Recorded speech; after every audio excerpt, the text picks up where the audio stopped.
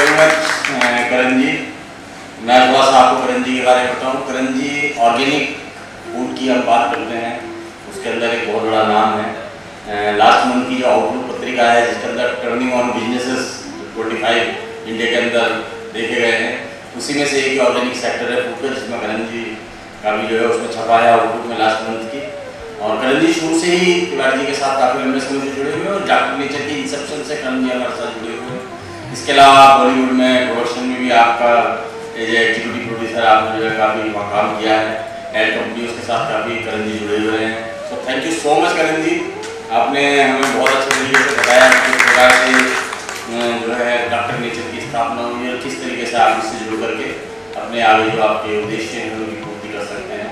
और मोटी सी बात है कि हमारा मुख्य उद्देश्य है वो है आयुर्वेद को वापस प्रतिष्ठित करना, दुनिया जाने। आपको जान के खुशी होगी, मैं बताना चाहूँगा कि 22 से ज़्यादा देशों के अंदर वर्तिका हर्बोटेक के प्रोडक्ट जो है वो जा रहे हैं। डॉक्टर रीजन की वजह से 22 से ज़्यादा देश में। तो जब हम ग्लोबली बात कर रहे हैं तो ग्लोबली हम सेट हैं। अब हमें नेटवर्क मार्केटिंग के जरिए, डायरेक्ट मार्केटिंग के जरिए जन जन तक उत्पादों को पहुँचाना है। और गारंटी जिस चीज़ की हम दे सकते हैं वो है आपकी प्रोडक्ट जो हम आपके लिए लेकर के आएंगे। 3 चीज़ें दोस्तों प्रोडक्ट में होती है। सबसे पहले प्रोक्यूरमेंट, जहाँ सुदूर जहाँ जो चीज़ उपलब्ध है और ऑर्गेनिक फॉर्म में बहुत ही अच्छी तरीके की क्वालिटी के साथ उसकी पूरी टेस्टिंग होती है। उसके अंदर कितने % में हल्दी का एग्जाम्पल जैसे बता रहे थे कि जनरली जो हल्दी हम मार्केट के अंदर आती है 2 से 2.5% उसके अंदर प्रोक्यूरमेंट होता है।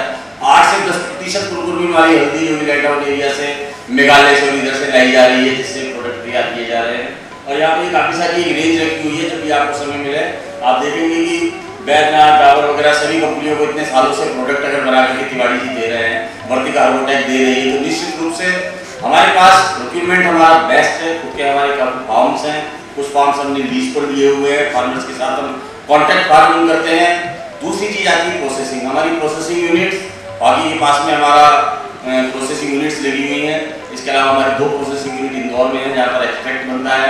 इसके अलावा हमारी एक प्रोसेसिंग यूनिट जो है हैदराबाद के अंदर है जहाँ पर हमारे साबुन वगैरह और अन्य उत्पाद बनते हैं, जिसको भी हम जयपुर के अंदर वापस लेकर के आ रहे हैं क्योंकि हमारा काम बढ़ता जा रहा है, तो इसको आगे और शुरू किया जाए।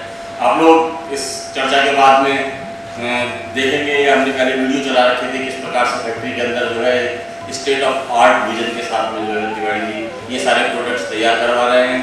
और तिवारी जी का बैकग्राउंड भी, तिवारी जी ने खुद ने MSc एग्रीकल्चर की, MSc जो इन्होंने की है वो प्लांट पैथोलॉजी सब्जेक्ट होता है एग्रीकल्चर के अंदर। तो ये जानते हैं कि कौन से केमिकल्स नुकसान पहुँचाएंगे, किसका क्या हैजार्डियस है। इसलिए ऑर्गेनिक पर पूरा जोर है। जो भी प्रोक्यूरमेंट हो रहा है वो सभी ऑर्गेनिक तरीके से उगाई गई चीज़ें जो है हमारे यहाँ पर आ रही हैं और उनको निश्चित किया जा रहा है कि प्रॉपर उसकी कंसंट्रेशन हो और ताकि उसका जो रिजल्ट है वो रिजल्ट लोगों को तुरंत मिले। आप लोग इस प्रोडक्ट को यूज़ करेंगे जो भी डॉक्टर नेचर के, आपका भी विश्वास बढ़ेगा और जो मरीज आपके साथ जुड़े हुए हैं, जिन लोगों को आप लोग सेहतमंद बनाने की दिशा में प्रयास कर रहे हैं, हम आपको विश्वास दिला रहे हैं कि प्रोडक्ट हमारे पास एक से एक बेहतर है और ये प्रोडक्ट पूरी रिसर्च के साथ में मार्केट के अंदर उतारे जाते हैं। और हमारी प्रोसेसिंग यूनिट्स हैं वो भी वर्ल्ड क्लास है, क्योंकि हम विदेशों के अंदर जब हमारा डॉक्टर नेचर का प्रोडक्ट जा रहा है तो उसके लिए हमें सभी जो भी हमारे क्राइटेरियाज हैं, प्रोक्यूरमेंट के क्राइटेरियाज हुए या फिर हमारी प्रोसेसिंग के क्राइटेरियाज हुए या फिर जो हम कोई भी चीज़ अगर बाहर भेजते हैं तो उसके अंदर जो भी सरकार के द्वारा नियम लागू किए जाते हैं अलग अलग देशों के द्वारा, उनसे भी पालना करते हैं। ये काफ़ी सारे सर्टिफिकेट्स आप देख रहे हैं कि हाथ में लगा हुआ है, जिसमें बताया गया है कितने प्रकार के सर्टिफिकेट हम ले चुके हैं, ISO कंपनी है। मैं इसी क्रम में हमारे साथ जो जुड़े हुए हैं डॉक्टर पंकज कुमार सिंह, आप सभी लोग डॉक्टर पंकज को जानते हैं। रिसर्च का डॉक्टर साहब का एप्टीट्यूड है पूरा, आयुर्वेद को इस्टेब्लिश करने में एक बहुत बड़ा रोल इस कंपनी के साथ डॉक्टर पंकज निभा रहे हैं। मैं आमंत्रित करूंगा डॉक्टर पंकज को कि कृपया आएँ और हमें लाभान्वित करें। डॉक्यूमेंट होने के बाद में किस प्रकार से उनकी टेस्टिंग करके आप तक पहुँचते हैं। Doctor Pankaj please. Thank you, Honorable MD sir, respected seniors, my batchmates, good friends, juniors. So very good afternoon, morning का session लेकिन अभी very good afternoon and very big thankful to you that you are coming here in my one call। और आज Sunday का भी दिन था, week का एग्जाम तो बताया इतना सारा, फिर भी एक कॉल से बहुत दूर दूर से, जम्मू कश्मीर से, उदयपुर से मेरे काफ़ी फ्रेंड्स आए, सिरोही से। तो मैं आप सभी का बहुत जोरदार तालियों से आप खुद ताली देना।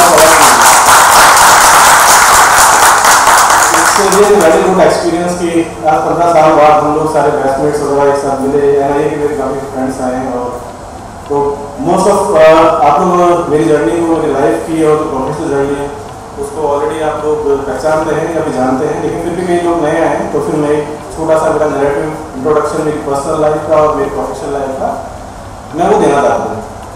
तो फ्रेंड्स, मैंने 2006 में उदयपुर से अपना BMS डिग्री किया था। उसके बाद में जैसे सबका गोल होता है, मेरा भी वही गोल था कि after completing the BMS that we have to join the government job. तो बट अर्ली के लिए उस समय की वैकेंसीज थी नहीं, तो हम लोग वेट कर रहे थे, लेकिन हमने सोचा कि इतना वेट करने की जरूरत नहीं है, तो मैंने एक private company, pharma company join किया। उसके नए आउटलेट के ऊपर मुझे बिठा दिया गया एज ए जॉब। तो मैंने वापस 7-8 महीने काम किया, फिर वहाँ देखा कि सेटिस्फेक्शन नहीं मिल रहा था और एक पेशेंट पूल है वो क्रिएट नहीं होता, रिजल्ट्स नहीं आ रहे थे। उसमें ये मैंने नहीं मानता कि आयुर्वेद की गलती है, उसमें गलती ये भी थी कि मेरा बिल्कुल नया एक्सपीरियंस था, आउटलेट एकदम नया था, प्लस हो सकता है उस कंपनी के प्रोडक्ट जो है रिजल्ट ओरिएंटेड नहीं थे। तो 8 में से 5 से 6 घंटे फ्री रहता था कि अब क्या करें क्या नहीं करें। तो अपने दोस्तों को फोन मिलाना, जो कोई IT में था, कोई MBA कर रहा था, कोई बैंकिंग में था, उनकी salary 30-40,000, they are doing the foreign tours, अच्छी लग्जरी लाइफ मेंटेन कर रहे थे। तो दिमाग में वही सारी चीज़ें घूम रही थी कि यार अपन क्या कर रहे हैं क्या नहीं कर रहे। तो उस टाइम आयुर्वेद से थोड़ा सा मन हट गया मेरा और मैंने डिसाइड किया कि मुझे अपने फ्रेंड्स ने बताया कि एक जॉब होता है, एक कोर्स होता है कि हॉस्पिटल मैनेजमेंट में MBA करो, उसके बाद आप कॉर्पोरेट हॉस्पिटल्स के अंदर ऐसे मैनेजमेंट करते हैं। तो मैंने सोचा ठीक है, तो मैंने कैट की तैयारी की, चालू की, फिर वापस मैं अपने बापू भोजनालय में आ गया, मतलब कि फादर के वापस बापू भोजनालय में आ गया। इनकम सब बंद, उसी बीच में मैरिज भी हुई थी मेरी। तो अभी क्या है, जो कॉमन खर्चे हैं वो चल रहे थे, लेकिन जो पर्सनल खर्चे होते हैं वो उसमें काफ़ी प्रॉब्लम आ रही थी, क्योंकि आप फिर आप तैयारी करोगे, फिर 2 साल फिर MBA करना है आपको, तो वही सब चीज़ चल रहा था। तो एक दिन वाइफ ने मेरे को आके पेपर करवा दिया, ये ना ये ऐड निकला हुआ है MBBS वालों को, क्लिनिकल रिसर्च कोऑर्डिनेटर की एक जॉब है कल्ला हॉस्पिटल के अंदर। तो अच्छा, कैट की तैयारी में मैं हिंदी मीडियम से पढ़ा हुआ, 12th तक सरकारी स्कूल से, उसके बाद आयुर्वेद में बहुत अच्छी हिंदी हो गई मेरी। तब कैट की प्रिपरेशन कर रहा था, MBA फाइट करना था, तो मैंने पूरा अपना जो अपना इंग्लिश न्यूज़पेपर्स उसको रीडिंग करना, कंप्यूटर पर थोड़ा सा करना, रीजनिंग करना, ये सब चीज़ें स्टार्ट हो गई थी। तो उसके बाद में फिर मैं अपनी वाइफ के कहने में इंटरव्यू देने गया। हमारे का बढ़िया काम है, अच्छा हॉस्पिटल है, AC में सिटिंग है, कंप्यूटर वर्क है, न्यू वर्क है। डॉक्टर ने कमिट किया कि इंडिया में भी टूर्स होते हैं, बाहर भी टूर्स होते हैं, इसमें रिसर्च में इस तरह का है। तो मैंने सोचा चलो ठीक है, तब तक अपन कैट का एग्जाम लिखो, तब तक अपन ज्वाइन कर लेते हैं। तो वो मैंने ज्वाइन किया और वहाँ पर होती है एलोपैथी ड्रग्स में 3 तरह के ट्रायल होते हैं, Phase 2, Phase 3 एंड Phase 4। उसमें देखते हैं ड्रग का सेफ्टी एंड एफिकेसी प्लस सारे साइड इफेक्ट।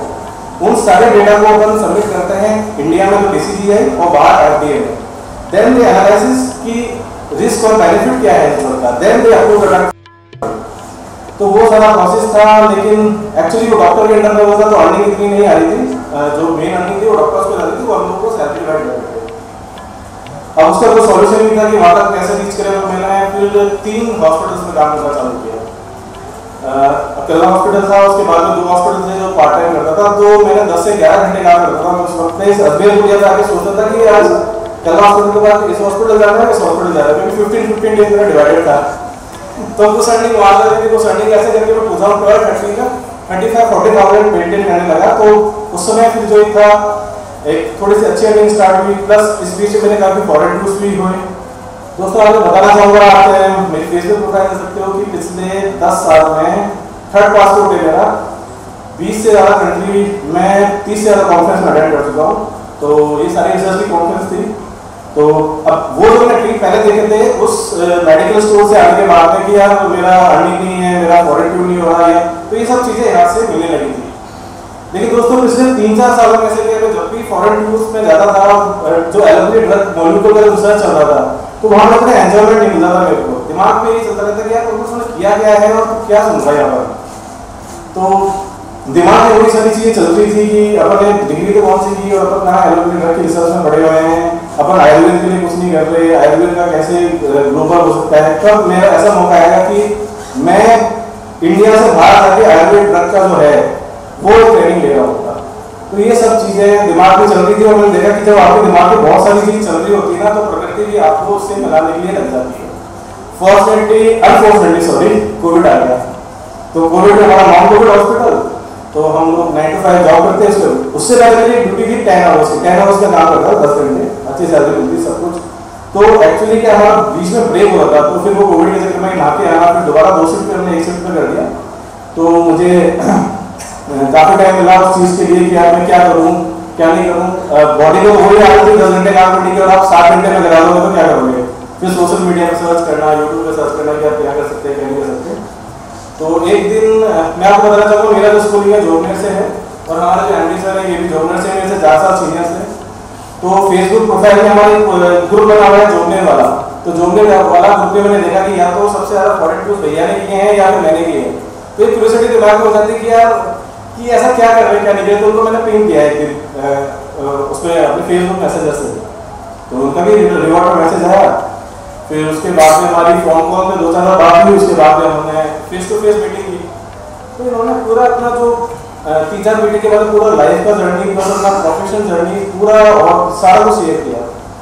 तो मैंने देखा कि इनकी थिंकिंग वही है कि क्वालिटी के प्रोडक्ट्स हों, आयुर्वेद के अंदर भी रिसर्च हो, और ग्लोबल कैसे ले जा सकते हैं, प्लस हम लोग कैसे बाहर ट्रेनिंग दे सकते हैं, या फिर अपने आयुर्वेद के जो बाहर के जो एयरपोर्ट के जो लोग हैं उनको कैसे हम ट्रेन कर सकते हैं, वहाँ के लोगों को कैसे आयुर्वेद के बारे में बता सकते हैं।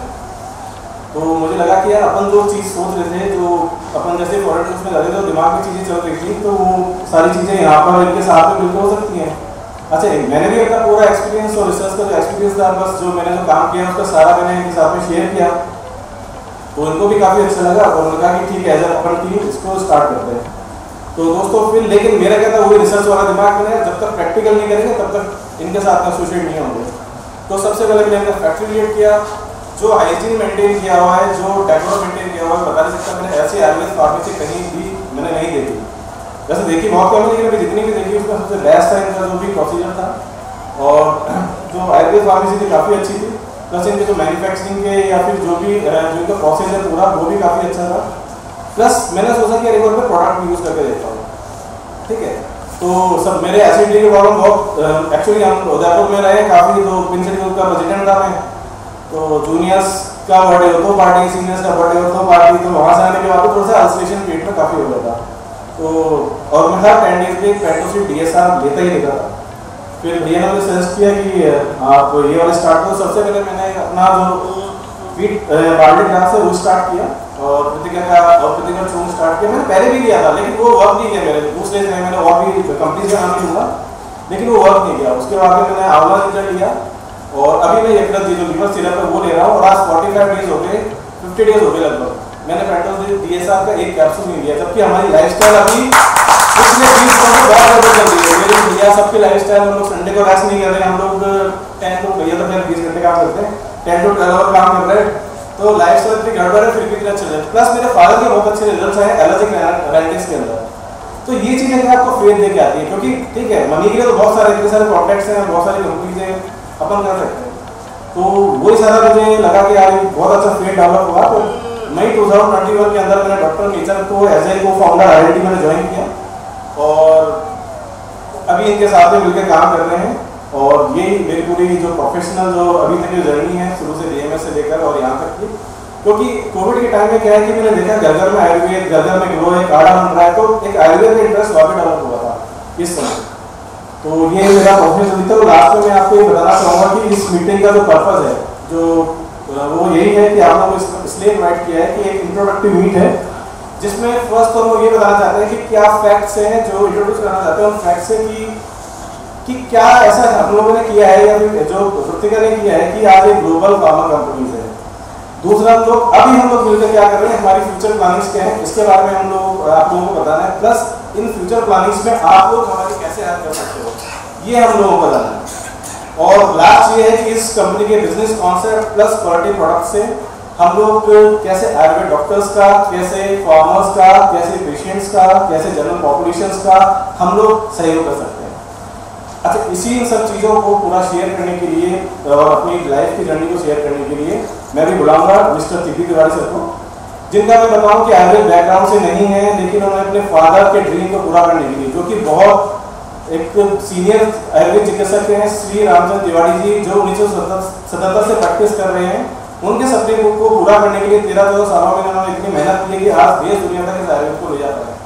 और मैं डेफिनेटली इनसे प्रॉमिस कर रहा हूँ कि हम लोग इतनी मेहनत करने वाले हैं, अभी रशिया, जापान, जो भी कंट्री हो वहाँ पर जाके अपने आयुर्वेद प्रोडक्ट से उनको पूरा एकदम अच्छे से एक्सप्लेन करेंगे, उनकी ट्रेनिंग लेंगे। और मैं यही चाहता हूँ कि मेरी जो आयुर्वेद जो टीम है वो भी हमारे 4-5 जने जो हैं जो भी इसमें इंटरेस्टेड हों अच्छी तरह से ट्रेनिंग लेके और हमारे साथ में जुड़े। तो मैं बहुत तालियों के साथ में स्वागत देना चाहूँगा मिस्टर पिताजी का।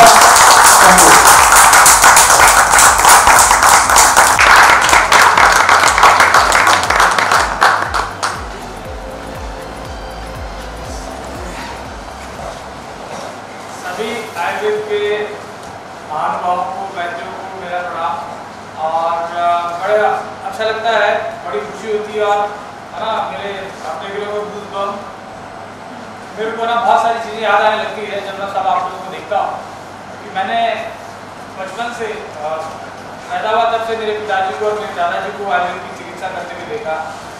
और कई बार ना गाँव वाले मजाक करते थे, हमारे पिताजी ना किसी का हाथ पकड़ के बोलते सुबह सुबह चने की दाल क्यों खा के आया, नब्ज पकड़ के बोलते थे कि चने की दाल क्यों खा के आया सुबह सुबह।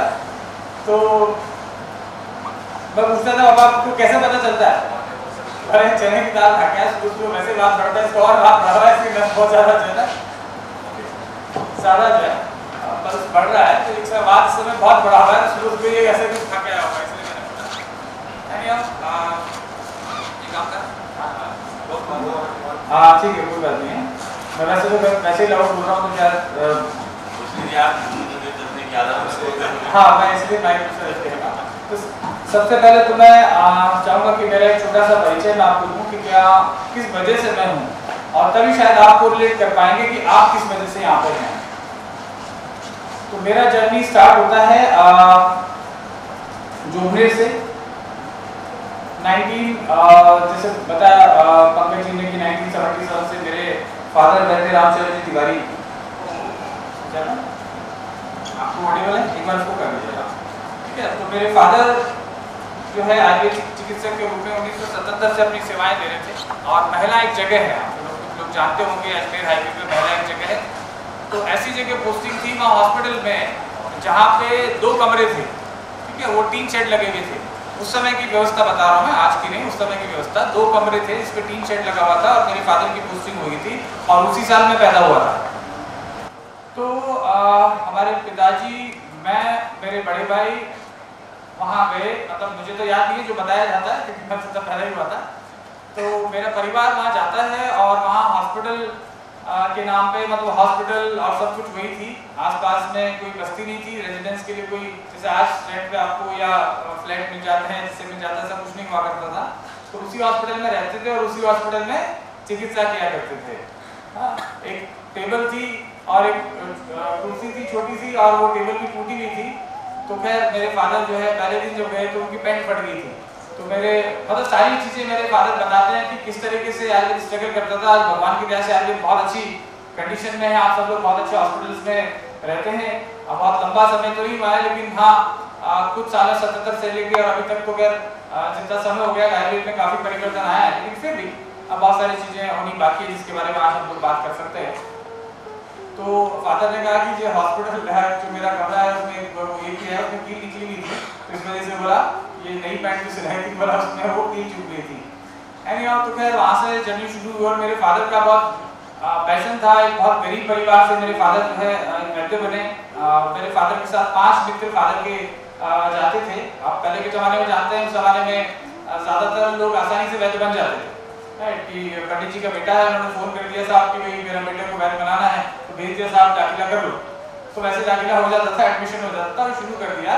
तो 4-5 लोग जाते थे फादर के साथ में। तो रास्ते में नदी पड़ती थी, मतलब नाला पड़ता था, बारिश में पानी बढ़ जाता था, यहाँ तक पानी आ जाता था।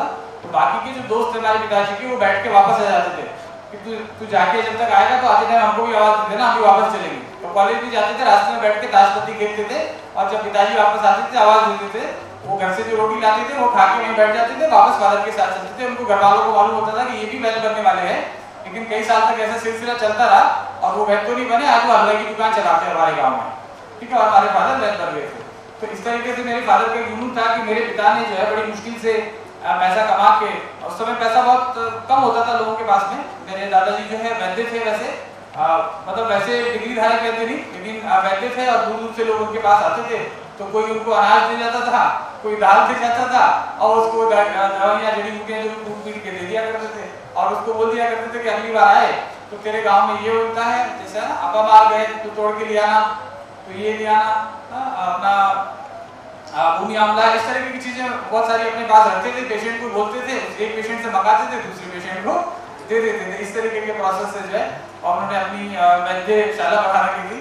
और फादर ने बहुत कुछ सीखा। फादर का था कि मेरे पिता इस तरीके से मेहनत करते हैं तो मुझे कुछ करना चाहिए, जैसे मेरे फादर ने मुझे बताया उस हिसाब से बता रहा हूँ। तो उन्होंने खैर अपनी पढ़ाई पूरी करी, वैद्य बने और उस हॉस्पिटल में जाने के बाद ये था कि इस हॉस्पिटल को कैसे अच्छा कर सकते हैं। गांव वालों के सहयोग से अभी महिला हॉस्पिटल को अगर जाए तो आप देख सकते हैं काफी अच्छा हॉस्पिटल वो बन गया है, अच्छा औषधालय बन गया है। पूरे गाँव के सरपंच और सब लोगों से मिलकर, सब लोगों की मदद लेके उस हॉस्पिटल को बड़ा अच्छा बना दिया। जैसे आप बात कर रहे थे, राजेश जी मेरे साधु साहब ही हैं, तो अभी बात कर रहे थे कि आप केरला में बड़े बड़े जैसे 1000 बेड वाले हॉस्पिटल भी है वहाँ पे। तो इसी तरीके से फादर की कोशिश थी और वहाँ पे लगभग उस जमाने में स्टार्टिंग में उन्होंने 22-23 बेड का हॉस्पिटल बना दिया था। वहाँ पे मतलब इन हाउस पेशेंट जो है वो एडमिट रहा करते थे और बहुत सारे एक्टिविटीज जो है जैसे पाइल्स का और बहुत सारे तरीके के प्रोसीजर्स भी वहाँ किया करते थे। वहाँ से शुरू करके दो कमरे के हॉस्पिटल से, और वहाँ पे मतलब 4-5 गायें भी रहा करती थी, गौशाला जैसा बना लिया था, वहीं पेशेंट्स को दूध पिलाया जाता था। इस तरीके के सिस्टम से उन्होंने बड़ी मतलब आप समझ सकते हैं कि एक वैद्य की मेहनत की जर्नी जो है इस तरीके से करके, और हम इस सब चीज़ों को देखते देखते बड़े हुए। और साथ में 8वीं क्लास में था मैं च्यवनप्राश, धर्म रसायन, चित्रगणित ये सब बना लिया करता था फादर के साथ में, और अभी वो मुझे काम में आती है।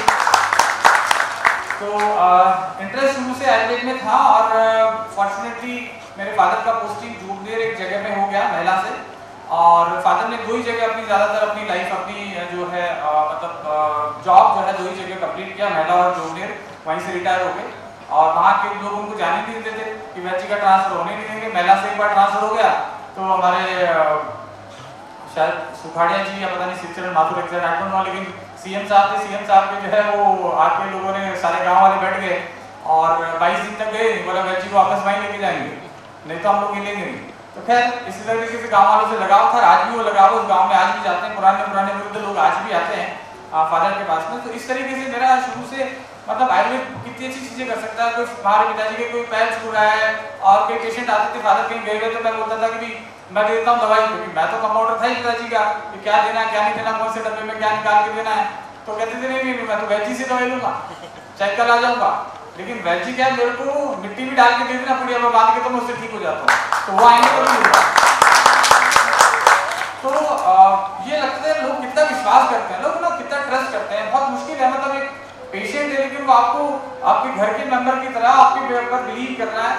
तो वो चीज़ अच्छी लगती थी कि आयुर्वेद एक इस तरीके का प्रोफेशन है जहाँ पे आप लोगों को सेवा करने की दृष्टि से देखते हैं।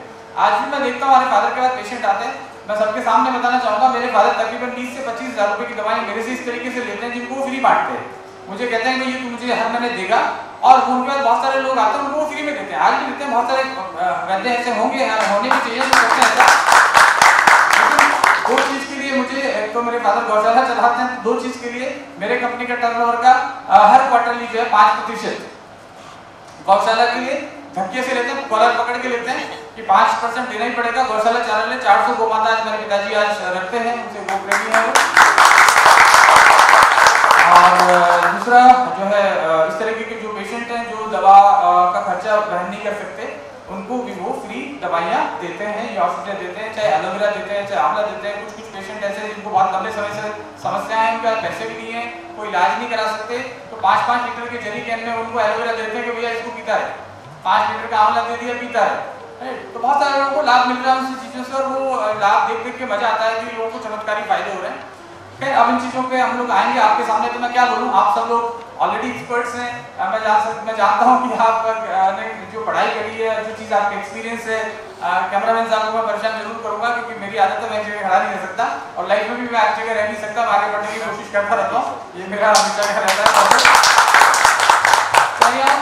मैं BSc एग्रीकल्चर मैंने करी वहाँ पे, जैसे प्रीतम जी ने बताया कि श्री गणेंद्र कृषि महाविद्यालय, तो ठाकुर साहब गणेंद्र सिंह जी ने जो है वो कॉलेज मतलब बनाई थी, उन्होंने अपनी संपत्ति को दान करके बल्कि अपने घर से लोगों को पकड़ पकड़ के लाते थे और अपने घर में अपने महल में मतलब कि जो उनका हवेली है वहाँ पे बच्चों को रखते थे और एग्रीकल्चर कॉलेज में दाखिला कराते थे।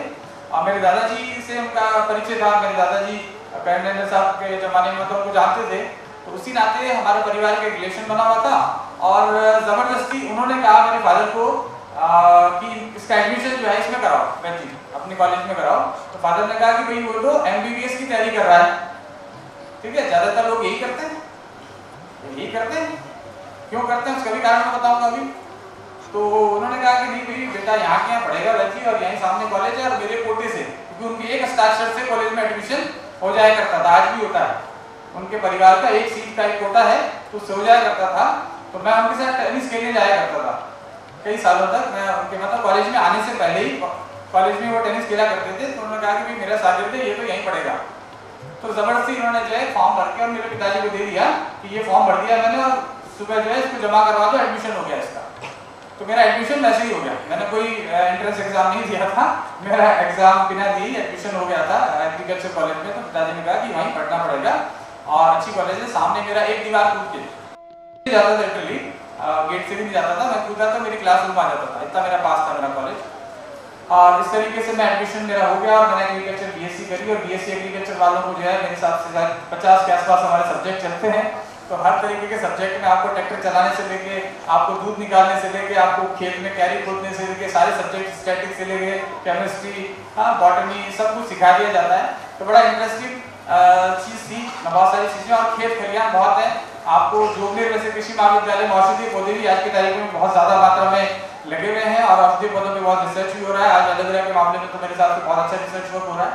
तो बहुत सारी चीज़ें सीखने को मिली और साथ में धीरे धीरे फिर मेरा MSc कंप्लीट हो गया। लेकिन एक हमेशा लाइफ में था कि कुछ बेटर करना है, कहीं और जाना है, कहाँ जाना है, क्या करना है नहीं मालूम है, लेकिन कुछ तो करना है, ये नॉर्मल लाइफ नहीं जीना है। और आप सब लोगों के सामने बोलते अच्छा तो नहीं लग रहा, लेकिन कुछ शब्द मैं ऐसे इस्तेमाल करूंगा जो मुझे माफ करिएगा, लेकिन मैं एक मेरे पिताजी के साथ में कहीं गया था और एक एलोपैथी के चिकित्सक हैं, सब ऐसे नहीं होते, लेकिन एक पेशेंट को लेके गए थे मेरे पिताजी और मैं भी जिद कर रहा था कि मैं भी साथ में जाऊं। जनरली होता है आप भी कहीं बाहर जा रहे होते, आप भी शायद नहीं आए होंगे, तो कोई बच्चे आपके छोटे पीछे पड़ गए होंगे कि मैं भी चलना, तो मैं भी ऐसे पीछे पड़ जाता था, क्योंकि जयपुर हमारे लिए बहुत बड़ी चीज़ थी। जयपुर मतलब साल 2 साल में कभी जयपुर हम लोग आया करते थे जो जोगनेर से, तो जयपुर मतलब मेरा स्विट्जरलैंड के बराबर ट्रिप हुआ करता था कि हाँ जयपुर जाना है, बहुत दूर है और इस तरीके से। तो मैं पीछे पड़ गया और एक फादर एक पेशेंट को लेके आए थे। कभी होता ही है, आप भी एज ए डॉक्टर किसी से कंसल्ट करते हैं, आपसे सीनियर डॉक्टर से कंसल्ट करते हैं, चाहे वो किसी भी पैथी के हो, लेकिन कभी आपको कुछ लगता है तो आप कंसल्ट कर लेते हैं, है ना, एक सेकंड ओपिनियन लेने के लिए कि ये डायरेक्शन में हम लोग जो ट्रीटमेंट कर रहे हैं ये टिपिकल थोड़ा सा ऐसा डिजीज है, तो why not I should consult. ऐसे मेरे फादर क्योंकि नए नए वैद्य थे और उनकी इच्छा हुई कि मैं किसी से कंसल्ट कर लूँ, तो एक एलोपैथी के बड़े दिग्गज डॉक्टर हैं जयपुर के, अभी वो नहीं रहे, लेकिन उनके पास अपॉइंटमेंट लेके आया, मैं भी बैठा था और पेशेंट भी बैठे थे। पेशेंट के फादर ने कहा कि डॉक्टर साहब ऐसा मैं आयुर्वेदिक चिकित्सक हूँ और मैं इसको चिकित्सा दे रहा हूँ, मेरे पेशेंट है, इनको हार्ट से रिलेटेड कुछ प्रॉब्लम है, लेकिन थोड़ा सा अगर आप हेल्प कर देंगे तो एक बार मुझे प्रॉपर्ली डायग्नोज हो जाए, क्योंकि हमारे पास ऐसा प्रॉपर डायग्नोज का ऐसा सिस्टम नहीं है, मैं जोगनेर कस्बे में रहता हूँ छोटी सी जगह, तो अगर आप डायग्नोज आप करवा दें तो फिर कुछ ट्रीटमेंट के लिए हो सकता है नहीं कर लूँ या हो सकता है मैं आपसे मदद लूँ। बस इतना बोलना था और डॉक्टर साहब ने जिस तरीके से, वो पता नहीं ऑलरेडी उनका कुछ फ्रस्ट्रेशन था उस दिन या किस तरीके से उन्होंने झटका, मतलब एक तरीके से ना पूरा एकदम से डांट दिया और बोले यार सॉरी मैं फिर से माफी चाहूंगा। उन्होंने बोला तुम लोग क्या हो, बोला तुम अनपढ़ लोग, बोला तुम लोगों को क्या आता है, तू इस पेशेंट को लेके आ गया, तेरे को मालूम नहीं इसको क्या प्रॉब्लम है, तेरे को जब मालूम नहीं तो क्या ट्रीट करेगा इसको, पहले तो ये बता कि आदमी की जेब में कितने पैसे हैं, ये लेके आएगा नहीं, पहले तो इसको डायग्नोज कराना पड़ेगा। इसके लिए मैं कुछ टेस्ट लिखता हूँ, वो टेस्ट करवाने पड़ेंगे, ना तो तेरे पास इतने पैसे ना तेरे पेशेंट के पास इतने पैसे हैं, तुम टाइम खराब मत किया करो और तुम्हारी दवाइयों से कुछ होना जाना नहीं है, तुम इन पेशेंट को ट्रीट करने की कोशिश मत किया करो। तो फादर भी थोड़ा जिद्दी स्वभाव के हैं, तो फादर ने कहा ठीक है सर जो हुक्म, मैं जाता हूँ।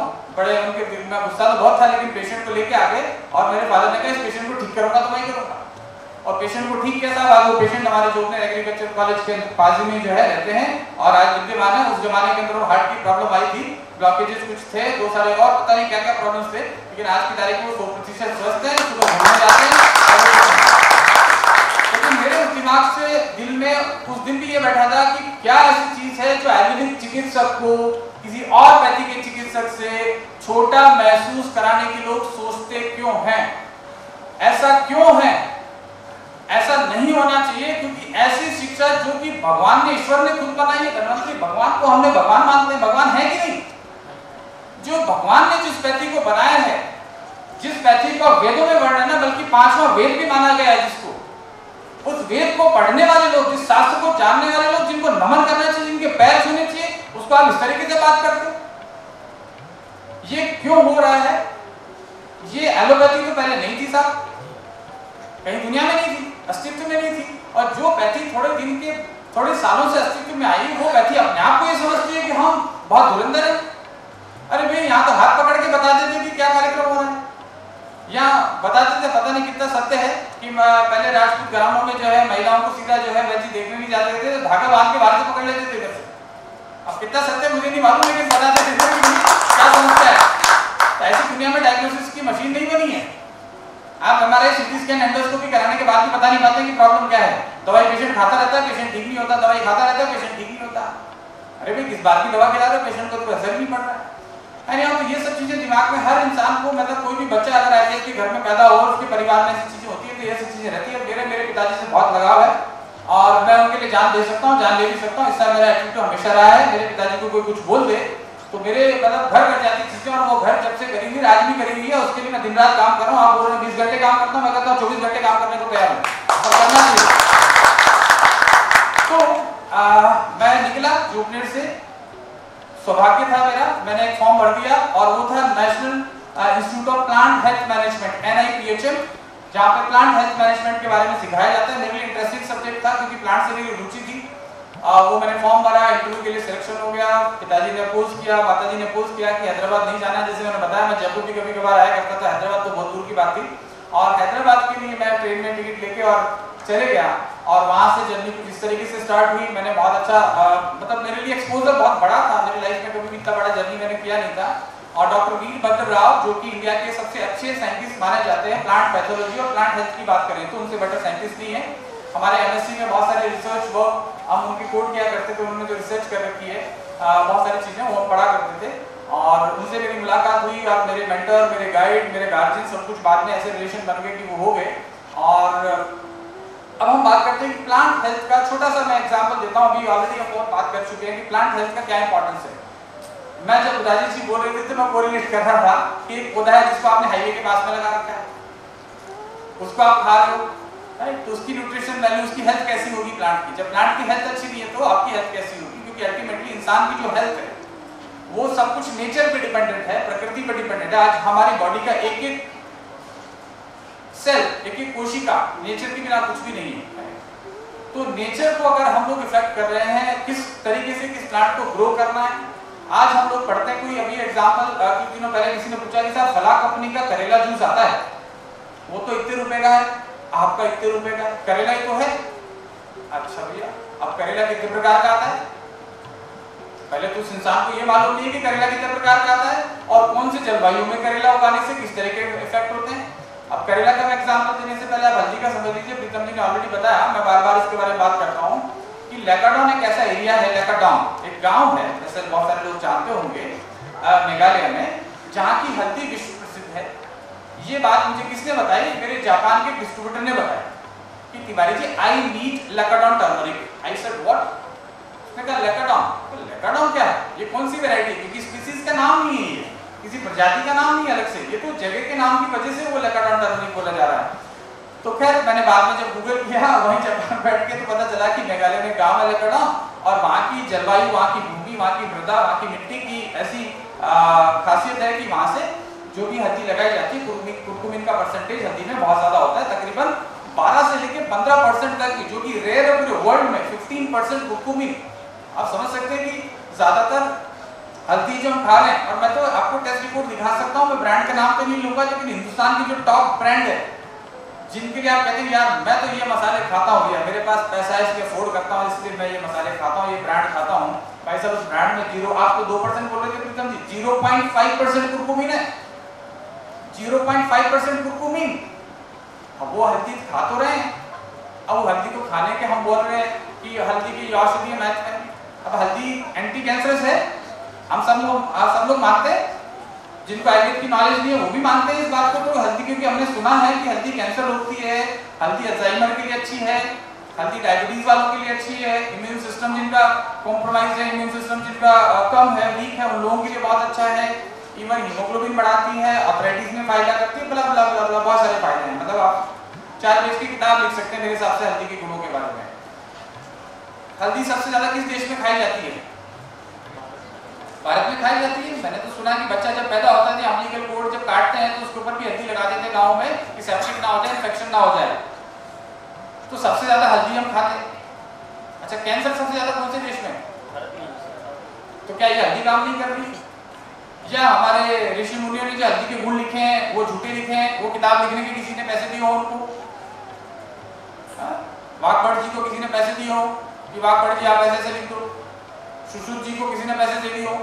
ऐसा तो नहीं था ना। उन्होंने किसी को रॉयल्टी मिलती किताब लिखने की, ना किसी चीज के लिए। मेरे को एक बात समझ में आई कि इन ऋषि मुनियों ने जो भी कुछ लिखा है सत्य लिखा है, क्योंकि इनको ये सब करने के, लिखने के, बताने के किसी ने पैसे नहीं दिए हैं। तो कहीं ना कहीं प्रॉब्लम हमारे ही साथ में है, यानी कि हल्दी में प्रॉब्लम नहीं है, हल्दी के कल्टीवेशन में प्रॉब्लम है। सिंस मैं एग्रीकल्चरिस्ट हूँ, प्लांट हेल्थ मैनेजमेंट के बारे में जानता हूँ, प्लांट की हेल्थ किस तरीके से इंप्रूव कर सकते हैं। तो इंपॉर्टेंट रीजन यही था कि हम लोग जो हल्दी खा रहे हैं, या टमाटर खा रहे हैं, या गोभी खा रहे हैं, या हींग खा रहे हैं, या मेथी खा रहे हैं, या जीरा खा रहे हैं, हम लोग सौंफ खा रहे हैं, बहुत सारी चीजें हम लोग घरेलू, हमारे किचन को हम लोग मेडिसिन बोलते हैं, लेकिन वो मेडिसिन नहीं, अभी जहर है। आप अपने बच्चों को हल्दी खिलाते हैं, रोज मसाले में डालते हैं, उस हल्दी में हो क्या रहा है कि हल्दी का नेचुरल प्रोसेस में एज एग्रीकल्चरिस्ट जो मैंने पढ़ा है वो ये, हल्दी को मैच्योरिटी की एज, परिपक्व अवस्था 2 साल की होती है, 2 ईयर। 2 साल में कुरकुमिन कंटेंट ऑप्टिमम बनने लगते हैं। अब हमने हल्दी को निकाल दिया 6 महीने के अंदर, जमीन से 6 महीने में निकाल दिया, सुखा दिया, प्रोसेसिंग कर दिया, सेल कर दिया। अभी क्या हुआ? इमेच्योर है। इमेच्योर बेबी पैदा होता है तो क्या होता है? लाइफ लॉन्ग हेल्थ के इश्यूज रहते हैं। आप कच्चा टमाटर खाएं आयुर्वेद के हिसाब से और पका हुआ टमाटर खाएं कुछ अलग है, आम खाएं और कैरी खाएं अलग है। तो ये हल्दी ऐसा हो गया जैसे कैरी और आम, क्योंकि वो तो मेच्योर हुआ ही नहीं, प्रॉपर्टीज तो आई नहीं। तो आप कच्ची हल्दी खा रहे हैं जो कि इमेच्योर है, इसमें मेडिसिनल वैल्यू डेवलप नहीं हुई, तो अल्टीमेटली आप इस चीज को भूल जाइए, गलत समय छोड़ दीजिए कि आपको कैंसर ठीक हो सकता है या कैंसर का प्रिवेंशन हो सकता है। आपको कैंसर बल्कि ज्यादा हो सकता है, बिकॉज हर 6 महीने के अंदर उसको निकाला जा रहा है, तो जमीन में ज्यादा फर्टिलाइजर, ज्यादा पेस्टिसाइड डालने की जरूरत पड़ रही है, और जमीन जहर हो चुकी है। उस जमीन में पैदा की हुई हल्दी या पैदा की हुई मेथी या सौंफ या जीरा, ये आपको कैंसर कर रहे हैं। ये पूरी दुनिया जानती है, इसलिए बहुत सारे कंट्रीज में हमारे स्पाइसेस को, मेडिसिन प्लांट्स को रेस्ट्रिक्ट कर दिया है। मैं जाता हूँ कई जगह पे अप्रूवल के लिए, तो बताते हैं कि आप हमारे कंट्री में आपकी मेथी को रेस्ट्रिक्ट कर रखा है, नॉट अलाउड। सॉरी, आपके लहसुन को नॉट अलाउड। अरे भैया, लहसुन पैदा करने वाले हम, मेथी के बारे में सारी दुनिया को बताने वाले हम, और हमारे देश की मेथी को बैन कर दिया तुमने। क्यों कर दिया? बिकॉज हमको ये सब सवाल पूछे जाते हैं कि आपकी इसमें क्या क्या, इसका कंपोजिशन क्या है, कितने हैवी मेटल्स है, कितने पेस्टिसाइड, फर्टिलाइजर, और जिसके लिए इसको परचेज किया जा रहा है, एक्टिव इंग्रेडिएंट है वो कितना है। तो हम कहते हैं साहब हमारा तो 0.5% है, अगर घर लेके जाओ तो भी खाओ उसको।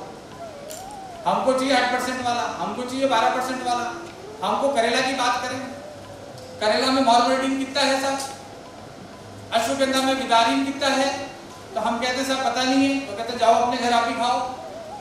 एक्चुअल में ये प्रॉब्लम की वजह से हमारे मेडिसिनल प्लांट्स, चाहे हमारे जो भी प्लांट हम लोग खा रहे हैं, नॉट ओनली अबाउट, बिकॉज वैसे तो सारे प्लांट मेडिसिनल प्लांट्स हैं, आप जो भी खाते हैं लाइफ के अंदर, टमाटर भी मेडिसिन प्लांट है, हर चीज की मेडिसिन वैल्यू है, हर चीज का न्यूट्रिशन वैल्यू है। लेकिन हम कहीं ना कहीं इन सब चीजों के बारे में, जब मैं अपने रिसर्च वर्क के टाइम में मैंने जाना, डॉक्टर राव ने बताया कि इस तरीके से ये सारी चीजें हमारे फूड की वैल्यू खत्म होती जा रही है और इसी वजह से डिजीज बढ़ती जा रही है। तो खैर तब समझ में आया कि यार हम वाकई इस फील्ड में करने के लिए बहुत कुछ है, क्योंकि बहुत सारे तरह तरह की फसलें हैं, पूरे हिंदुस्तान से, कश्मीर से कन्याकुमारी, तरह तरह की हम लोग चीजें खाते हैं। आज हमारा चावल भी वो नहीं है जैसा हम लोग खा रहे थे। दूसरा, हमारी सॉइल की फर्टिलिटी, हमारी मृदा की, हमारी जमीन की जो उपजाऊ क्षमता है वो भी 40% डिक्रीज हो गई है। 100 मतलब अभी जो आपने अगर डीएनए कार्यक्रम आता है जी न्यूज़ पे, वो भी सुना होगा, तो बहुत पॉपुलर हुआ था, वो काफ़ी शेयर भी किया गया कि हमारी जो सॉइल है लास्ट 60 सालों के अंदर ही, हमारे सिर्फ लास्ट 16 ईयर में हमारी सॉइल बहुत ज़्यादा डिप्लीट हो गई है, न्यूट्रिशन वैल्यू लगातार गिरती जा रही है। यानी कि आज जो हम दालें खा रहे हैं उसमें अमीनो एसिड कंटेंट बहुत कम है, यानी कि प्रोटीन आपको कम मिल रहा है। सब्जियां खा रहे हैं तो विटामिन नहीं मिल रहा, टमाटर से लाइकोपिन गायब हो गया, तो टमाटर खा के ले रहे हैं, लाइकोपिन ही नहीं है तो मेडिसिन वैल्यू, इस तरीके से बहुत सारी चीजें हमारी डिप्लीट हो गई है सॉइल से।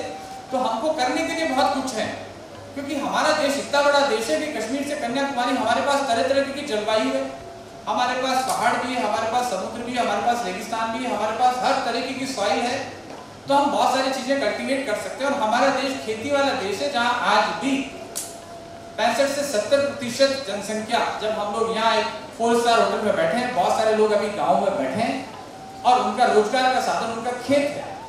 अब आप क्या कर रहे हो कि रोजगार के साधन को खत्म कर रहे हो, खेती के अंदर उपज कम हो रही है, खर्चा बढ़ रहा है, और हम उसको समृद्ध करने के बजाय हम 3rd ग्रेड की टीचर का हम लोग पोस्ट निकालते हैं उनको नौकरी कराने के लिए, और लाखों लोग जो है, पता कितने लाख लोग जो है आज लोगों ने फॉर्म भरा है।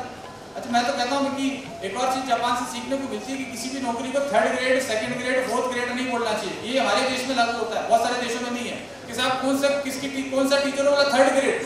अरे भाई ये कौन सा 3rd ग्रेड, टीचर है भैया, अध्यापक है, कौन सी ग्रेड है भाई। तो बहुत सारी चीजें जो हम सीख सकते हैं, हमारी संस्कृति को किस तरीके से हमने अंग्रेजों से उन्होंने हमारे को 2nd grade, 3rd grade, 1st grade बना के छोड़ दिया। अल्टीमेटली मेरा मोटिव ये था, और उसी के बाद में मैं जॉब में लग गया। सेंट्रल गवर्नमेंट का ICR institute, Indian institute of agriculture research, आपने सुना होगा, तो वहाँ पे कृषि अनुसंधान में था। तभी भी उधेड़-बुन यही चल रही थी कि क्या करना क्या नहीं करना, और बहुत सारी चीजें मैं सीखने लगा। मैंने MCA का कोर्स कर लिया, एग्रीकल्चर वालों को कोई लेना देना नहीं होता वैसे MCA से, लेकिन चूंकि हैदराबाद में था तो IT सिटी थी, मुझे लगा कि लोगों के साथ में सब लोग ये IT वाले, मैं भी IT सीखूं। मैंने कॉल सेंटर में जॉब शुरू कर दिया, जॉब के साथ साथ में मेरा जो कॉल सेंटर का ट्रेनर था बोलता, भैया यार तू एग्रीकल्चर साइंटिस्ट है, तो MSc करा हुआ बंदा है, तो सेंट्रल गवर्नमेंट जॉब भी कर रहा है, इधर ये कॉल सेंटर पे क्या करने आता? मैंने कहा कम्युनिकेशन स्किल को बढ़ाने के लिए। तो शाम में 8 बजे से लेकर रात में 4 बजे तक मैं कॉल सेंटर में जॉब कर रहा था डेल में, और दिन में मैं अपना सरकारी नौकरी कर रहा था। एनी हाउ सब कुछ चीज़ें करते करते मुझे एक बंदा मिला, जैसे मैंने आज ये बैच लगा रखा है, मेरे घर में हैदराबाद में छोटा सा मैंने फ्लैट लिया था, तो एक इलेक्ट्रीशियन फिटिंग करने आया था, तो उसके यहाँ बैच लगा हुआ था, lose weight now ask me how, वजन कम करें मुझसे पूछे कैसे। मैंने कहा यार इलेक्ट्रीशियन है, ये वजन कम भी करा रहा है, क्या कर रहा है, तो मैंने पूछ लिया, जनरली क्यूरियोसिटी की बस आप पूछ ही लेते हैं। तो मैंने कहा भाई आबिद भाई ये क्या लगा रखा है आपने? उसने कहा सर हम लोगों का वजन कम करते हैं और पैसे कमाते हैं। मैंने कहा यार बिजली का शॉक लगाता है क्या भाई, वजन तो कैसे कम करेगा? मैं आयुर्वेद के बारे में थोड़ा बहुत जानता हूँ, मेरे पिताजी, मुझे मालूम है कि ये वृक्ष आंवला खाने से फायदा हो सकता है, तो गूगल खा ले, तो त्रिफला खा ले, मेदो और गूगल खा ले, तो तेरा ये, लेकिन तू क्या कहलाता है? कि सर हमारे एक कंपनी है अमेरिका की, अमेरिका से हमारे प्रोडक्ट आते हैं, डब्बे आते हैं, वो मतलब जितना जानता था क्योंकि ही वाज नॉट एक्सपर्ट। तो एक हमारी मैडम आई है जापान से, और वो मैडम जो है हमको सिखाती है और हम लोगों को बताते हैं, लोगों का वजन कम होता है, कंपनी हमको पैसे देती है। मैं कहा इंटरेस्टिंग, तो मैंने कहा मेरे को बताओ कैसे पैसे देती है कंपनी? मैंने कहा सर मुझे मालूम नहीं है, मैडम बताएगी। तो मैं मैडम कब बताएगी? बोला मैडम का प्रोग्राम होगा तो मैं आपको बुलाता हूँ। मैडम का प्रोग्राम हुआ, जैसे आज हमने डब्बे हमारे बोतल सजा रखी है, वैसे मैडम भी अपनी बोतल डब्बे सजा के ऐसा अपना प्रेजेंटेशन दे रही थी, और वो बता रही थी कुछ चीज़ें, जो बता रही थी मुझे, जो हमेशा याद रहती है, उनकी कुछ चीज़ों की वजह से आज मैं इधर हूँ। उन्होंने बताया कि मैं ओबीस थी, आई वॉज फैट, अस्थमेटिक थी, क्योंकि जनरली जिनका वेट ज़्यादा होता है अस्थमा भी उनको हो जाता है, सांस की प्रॉब्लम होती है, तो मैं ओबीस थी जापान में, और मुझे अस्थमा का प्रॉब्लम था। And one gentleman met me, company के जो मालिक थे मिस्टर मार्क ह्यूज, मैं बात कर रहा हूँ, company called Herbalife international, US based company है, और अभी तो खैर बहुत बड़ा सेटअप है उन कंपनी का।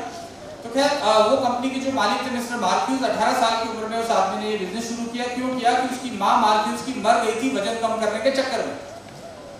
वो कुछ फैट बर्निंग पिल्स खा रही थी, उनकी ओवरडोज होने की वजह से उनकी डेथ हो गई थी।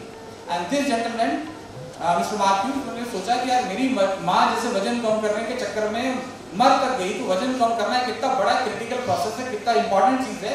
अगर इसमें कुछ काम किया जाए तो शायद उसको बेचारे को भारत के बारे में नहीं मालूम था, तो वो चाइना चले गया और चाइना की कुछ जड़ी बूटियां जैसे ग्रीन कॉफी एक्सट्रैक्ट और बहुत सारी चीजें, ग्रीन टी एक्सट्रैक्ट वगैरह वगैरह कुछ मिला के उसने सोया प्रोटीन के साथ में और कुछ शेक्स बना दिए और वो डब्बे बेचने लगा गली गली कैलिफोर्निया न्यू जर्सी के रोड पे खड़े होके, है ना, वजन कम कर लो वजन कम कर लो, मतलब ऐसा ही बैच लगा लगा के घूमता था। मोटे आदमी आते थे वहाँ खड़ा हो जाता था, प्लीज इस तरीके से लोगों को अट्रैक्ट करता था, लोग पूछते थे वो डब्बा दे देता था, ऐसा उन्होंने बताया मुझे मैडम ने।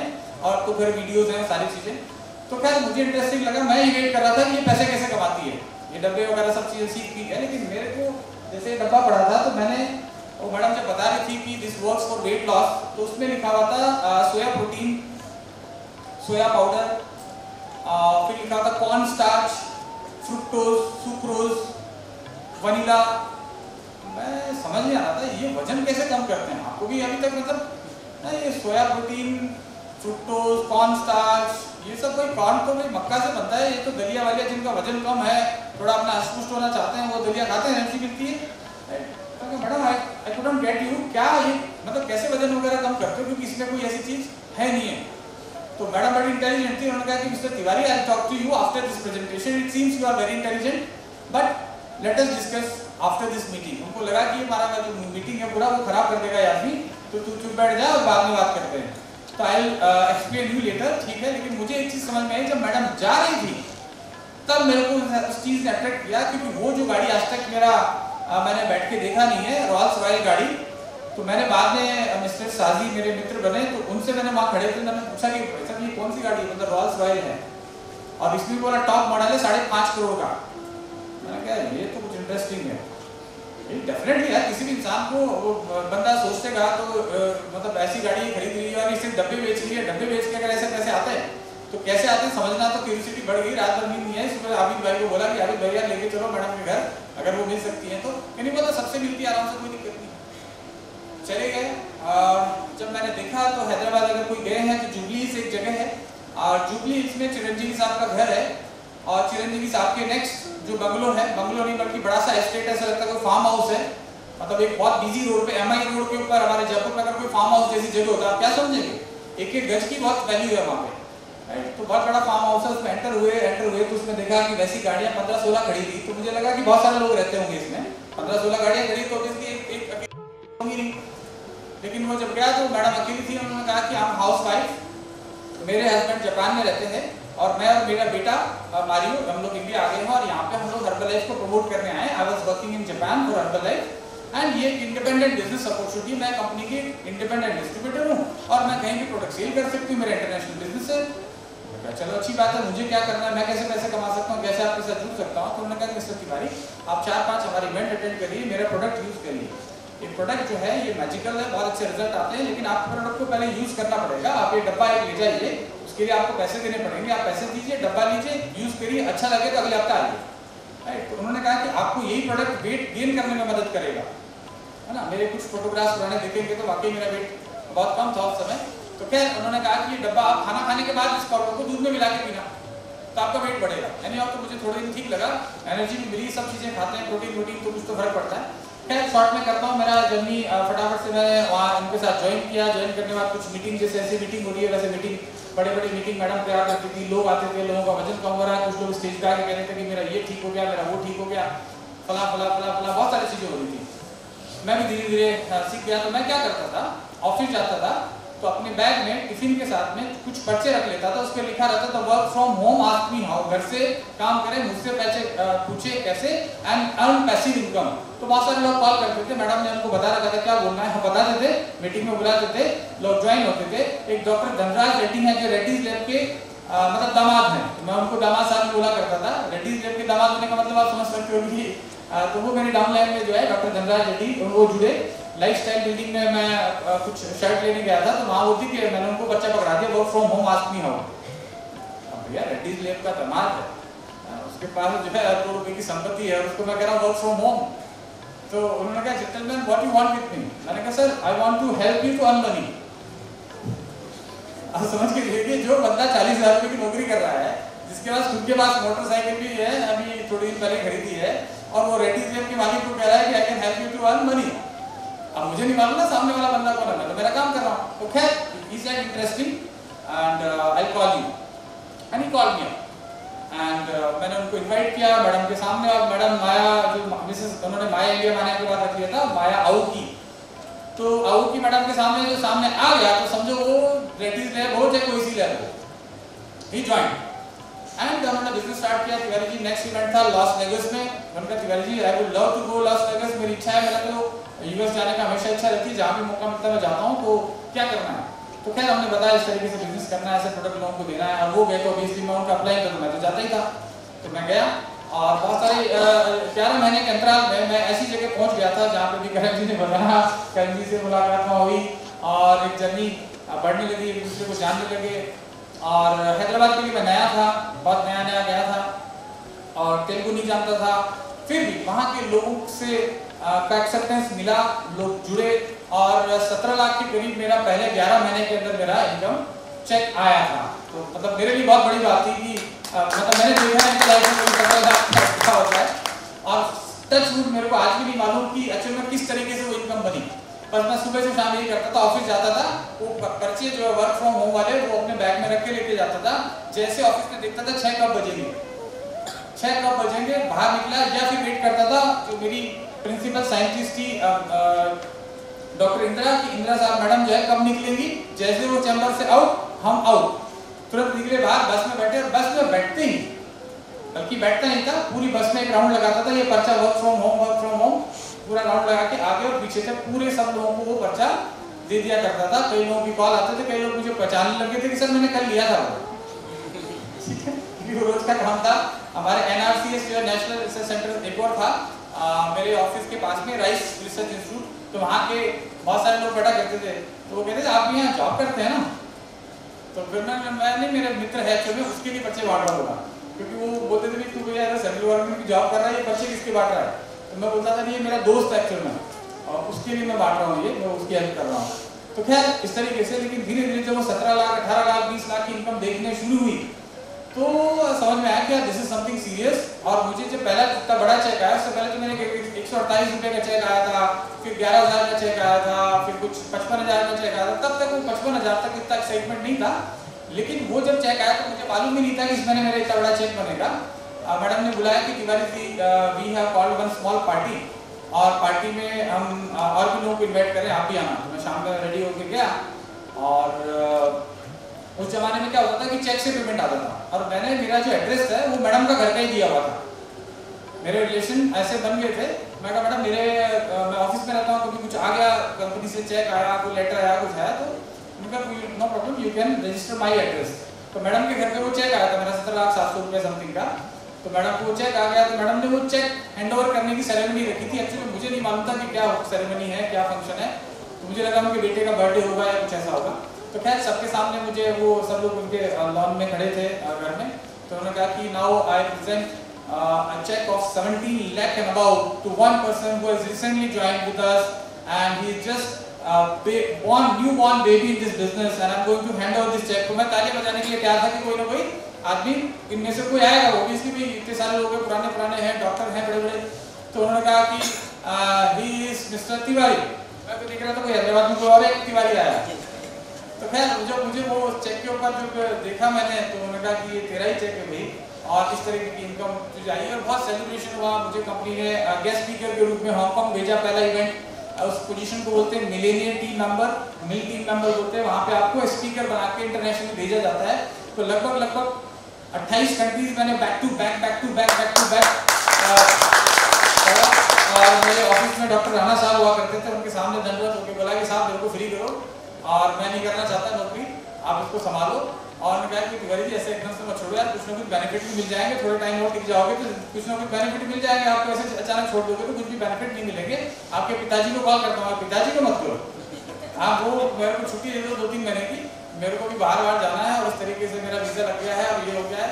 तो खैर उन्होंने कॉपरेट करा और जैसे भी मुझे कॉपरेट कर सकते थे, कुछ छुट्टियाँ दी। इसी सब प्रोसेस के दौरान जब मैं ऑलरेडी बहुत ज़्यादा टॉप ऑफ द वर्ल्ड था, सारी चीज़ें अच्छी हो रही थी और लाइफ को जैसे घुमाना होता है, बहुत बुरी तरीके से लाइफ घूमी।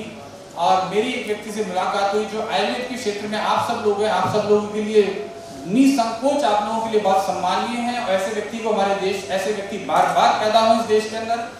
ऐसे व्यक्ति एक भी पैदा होता है तो बहुत दुनिया के लिए चमत्कार कर देता है। वो व्यक्ति कोई और नहीं है, राजीव भाई दीक्षित है, स्वर्गीय राजीव भाई दीक्षित। और वो इंसान ऐसा, मतलब उस इंसान जैसा इंसान शायद आपने देखा नहीं होगा, मैंने तो नहीं देखा था। उस इंसान में एक आग थी, एक पैशन था, एक कुछ करने का जज्बा था और बहुत कुछ किया उन्होंने देश के लिए, पूरी दुनिया के लिए किया, मैं तो कहता हूँ। तो उनसे जब मेरी पहली मुलाकात हुई तो मेरे मित्र थे, उन्होंने इंट्रोड्यूस किया कि ये तिवारी जी हैं और मुझे नहीं मालूम था ये स्वदेशी के बड़े भयानक भूत है। मैं तो इधर वही अपना लगा के, जैसे है ना ये हम तो मार्केटिंग वाले वही हमेशा तैयार रहते हैं, तो मैं तो वही लगा रखा था लूज वेट ना हो, इधर वर्क फ्रॉम होम और पीछे भी लगा रखा था पूरे तैयार। दिमाग में ये था क्योंकि मेरे मित्र ने बोला कि एक व्यक्ति आ रहा है जिसकी दुनिया भर के अंदर करोड़ों फॉलोअर्स हैं, उनकी एक बार बोलने से लोग उनकी हर बात मानते हैं। मैं दिमाग में ये तैयारी कर रहा था शाम में जाने से पहले कि ये आदमी अगर जुड़ जाए, ये आदमी अगर मेरी टीम में जुड़ जाए तो मेरा कल्याण हो जाएगा, ये चेक मेरा करोड़ों में पहुंच जाएगा, क्योंकि ये बता रहे हैं कि बहुत जबरदस्त व्यक्ति है। लेकिन मुझे नहीं मालूम था कि वो इंसान मुझे ज्वाइन करा देगा। तो हुआ वही, जब मैं गया और उनसे मिला और जब देखने को मिला तो हजारों लोगों की भीड़, राजीव भाई की जय हो, कोई बुजुर्ग है, बच्चे हैं, पैर छू रहे हैं, दुनिया पागल हो रही है। मैंने कहा यार ये तो कुछ और ही चीज है भैया, इनके सामने तो ये बल्ले बल्ले हटा लो, ये अपने बस की बात नहीं है, ये ज्वाइन नहीं होने वाले। तब तक मेरे दिमाग में ही था, लेकिन मुझे नहीं मालूम था एक्चुअली राजीव भाई के बारे में। और दुर्भाग्य से आज भी कहीं से बात करता हूँ तो बहुत लोग कहते हैं कौन राजीव भाई, तो मेरा दिल करता है यार तुम कौन से देश से हो, अपने देश के इस महान व्यक्ति को नहीं जानते तो भाई ना तकलीफ होती है। तो खैर उनके साथ जब मिले और जर्नी बढ़ी और धीरे धीरे मुलाकातें बढ़ती गई और बहुत सारी चीज़ों में बहुत ज़्यादा प्रभावित हुआ, क्योंकि वो पैशन के साथ बात करते थे। उनके साथ बात करने का तरीका, सुबह से नाम बोले जा रहा है, बोले जा रहा है, बोले जा रहा है। सुबह 8 बजे चालू किए, शाम में 8 बजे तक धड़ाधड़, ये खाओ, चक्की पीसो, ये करो, सेंधा नमक खाओ, ये मत खाओ। इतना नॉलेज पता नहीं कहाँ से आता था। और धीरे धीरे अल्टीमेटली शॉर्ट में करता हूँ, मैंने जॉब रिजाइन कर दिया, मैंने हर्बलाइफ छोड़ दिया, मैं राजीव भाई की शरण में पूर्ण रूप से आ गया और धीरे धीरे मेरी सारी चीज़ें जो मैंने शुरू कर दी वापस से खत्म हो गई। और मुझे जिम्मेदारी दी गई एनजीओ की, जहाँ पे मैं किसानों को जाके ये जागृत करना कि प्लांट हेल्थ क्या होती है, जैविक खेती क्या होती है, कैसे करना है, आपके उत्पादों को कैसे बेच सकते हैं, कहाँ बेच सकते हैं, वो सब मेरी जिम्मेदारी थी। और मैं जैसे सर बोल रहे थे केरला, मैंने एक गांव मैंने नापा हुआ है। हम हजारों किलोमीटर गाड़ी चला दिया करते थे, गाड़ी के टायर जो है ना, एक ट्रिप में गाड़ी की हालत ऐसी हो जाती थी क्योंकि मतलब कोई रास्ता का पता नहीं, किधर से जा रहे हैं, टूटी फूटी सड़कें, पूरा साउथ मैंने घूम डाला था। और अल्टीमेटली जितना भी मेरे घर की स्थिति ये थी कि मेरे घर के अंदर 20 मतलब 2 BHK मेरा फ्लैट था, 20 किसान सो रहे हैं, गांव वाले सो रहे हैं, वहाँ पे हम लोग सेंधा नमक पीस रहे हैं, वहाँ पे कोई अश्वगंधा पड़ी हुई है, कोई किधर से कुछ ला रहा है, कोई कुछ ला रहा है, फिर छोटे पैकेट बनाते थे 100 ग्राम के, उसको बेचते थे। पंसारी की दुकानों में जैसे सर ने बताया जाते थे कि साहब हमारे पास 200 किलो अश्वगंधा आप ले लो, तो वो कहते थे भैया, देखते थे भी कहाँ से आया, तो कहते भाई ठीक है 2000 रुपये ले जाओ भैया, 70 रुपये किलो ले लेंगे, कोई कहता 80 रुपये किलो ले लेंगे। कोई ब्रांड नहीं था, कोई सिस्टम नहीं था हमारे पास। तो खैर फाइनेंशियल क्राइसिस में धीरे धीरे आने लगे, बिकॉज जितना पैसा था 1.5 साल में सब कुछ निपटा दिया था। क्योंकि मेरे घर में 40 लोगों का भोजन हो रहा है, कभी कोई इवेंट हो रहा है, डीजल का पेट्रोल का खर्चा खुद डाल रहे हैं, मतलब कोई ऐसा तो कोई देने वाला नहीं था ना वहाँ पे। तो स्थिति जो है वो बिल्कुल गंभीर हो चुकी थी। तब तक मेरे परिवार को, मेरे पिताजी को ये नहीं मालूम था कि मैंने जॉब छोड़ दिया है। अब जब मेरी इंगेजमेंट हुई थी तब मेरे ससुर साहब श्री कैलाश पंचोली जी यहाँ जयपुर से ही हैं, तो उनका भी सबका रहता है, उनकी किसी की भी अपनी बेटी की शादी होती है तो बंदा जॉब भी करता है, इंटरनेशनल भी घूमता है, पता नहीं क्या क्या करता है। तो बहुत अच्छा मामला है, बेटियाँ बढ़िया अच्छा सेट हो गई हमारी तो। और जब मेरी इस सारे प्रोसेस में हुआ तो शादी हो गई, और शादी के बाद जब मेरी पहली बार, आपको मतलब एक हंसी भी आएगी, और मेरी पत्नी जब आई पहली बार तो मैंने पहले बता दिया, तो कुछ मेरे मित्र हैं वो 1-2 दिन में चल जाएंगे बोला, लेकिन अभी फिलहाल क्योंकि शौक लगेगा एकदम से घर भरा पड़ा है, तो कम से कम 18-19 आदमी मेरे घर में सोए थे। कोई लुंगी में सो रहा है, कोई बनियान में घूम रहा है, कोई कहाँ से आया, कोई कहाँ से आया। तो मेरी वाइफ के लिए घर है कि तुम्हारा धर्मशाला भैया, ये कहाँ है क्या है। तो खैर धीरे धीरे लाइफ ऐसी चलती रही। और उसी दौरान मेरा एक मेजर एक्सीडेंट हो गया था हैदराबाद में। मैं और भाई दोनों कार पलट गई थी, फिर मेरी फैमिली जब आई और फैमिली को ये पता चला, हमारे राव साहब थे, उन्होंने बताया कि भाई आपका बेटा तो ये कांड करके बैठा है, ये जॉब वॉब सब छोड़ दी है, ये कर लिया वो कर लिया है, कोई पता नहीं कौन आ गया आदमी, एक आया आदमी उसके साथ घूमता रहता है और ये सब कर रहा है, पता नहीं समझ नहीं आ रहा मुझे, तो आप ही संभालो उसको। और खैर जैसे ही मैं ठीक हुआ, मैं वाइफ और मैं दोनों को मेरे पिताजी पैक करके सामान के साथ और इधर ले आए, भैया इधर से पता नहीं इधर जो भी है जमेला छोड़ दे और वापस राजस्थान चल और वहाँ दोबारा जो करना है वो कर, लेकिन ये सब काम नहीं करने हैं। खैर काम अधूरा छूट गया था, तो पैशन था कि यार करना तो है, ये बहुत अच्छी चीज़ है, बहुत मजा आ रहा था, इन चीज़ों को अधूरा छोड़ने का मन नहीं था, लेकिन चूंकि पैसा भी नहीं था, कोई सपोर्ट नहीं था। और यहाँ आने के बाद स्थिति जैसे पंकज जी ने बोली कि मैं पंकज जी मेरे छोटे भाई के क्लासमेट रहे हैं और मेरे जितने भी मेरे क्लासमेट थे कॉलेज में, मेरे सीनियर जूनियर ये जानते थे कि भी तिवारी जो हैदराबाद में कुछ अच्छा काम कर रहा है, डायरेक्ट सेलिंग में होते हो ना तो आप बहुत ज़्यादा फिर थोड़ा और भी ज़्यादा एक्सपर्ट दिखाते हो अपने आप को। तो मैं लोगों को लगता था कि भाई यार ये तो बहुत अच्छा कमा रहा है, अब मैं किससे हेल्प मांगूं?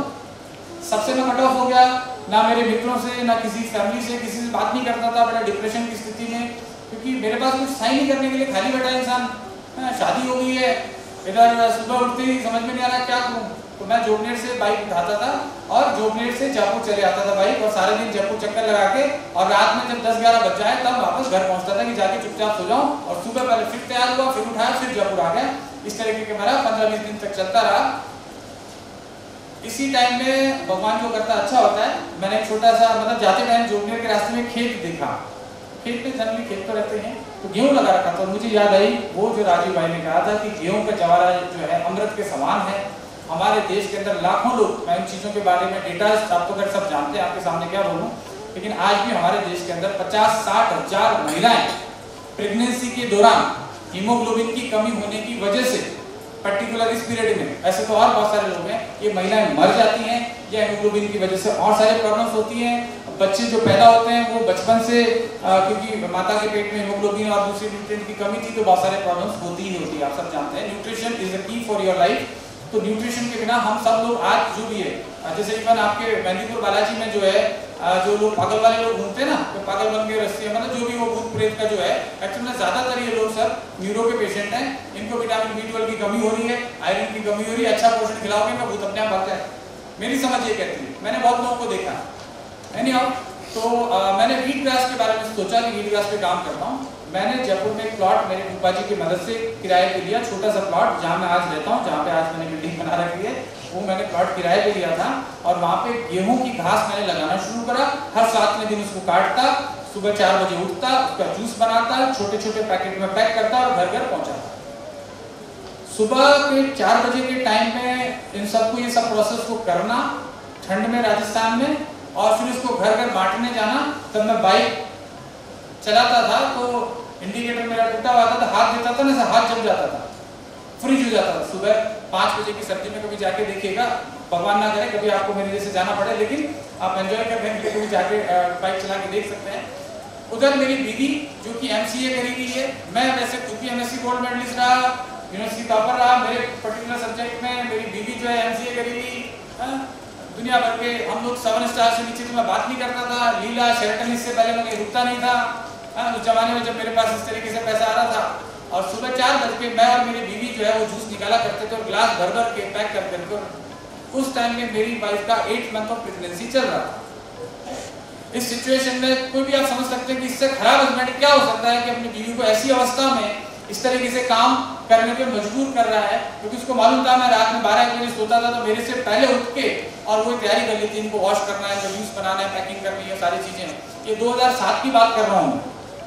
2007 में सब शुरू हुआ और धीरे धीरे करते करते जयपुर में मैं बहुत लोगों से कस्टमर बन के, मानसरोवर, SFS, विद्याधर नगर, आपका बहुत सारे एरियाज जो है उन सब में सुबह सुबह पहुंचाता था। देवी नगर में मैंने छोटा सा 2200 रुपये महीने के किराए पे मैंने घर लिया और वहाँ से काम शुरू किया और लोगों तक ये पहुंचाते पहुंचाते बहुत लोगों से रिलेशन बन गए। राजदीपक रस्तोगी साहब, आप जानते हो कि यहाँ पे हमारे जज रहे, अभी सुप्रीम कोर्ट के पैनल में है, तो मैं उनके घर 300 रुपये महीने पे वीट ग्रास देता था।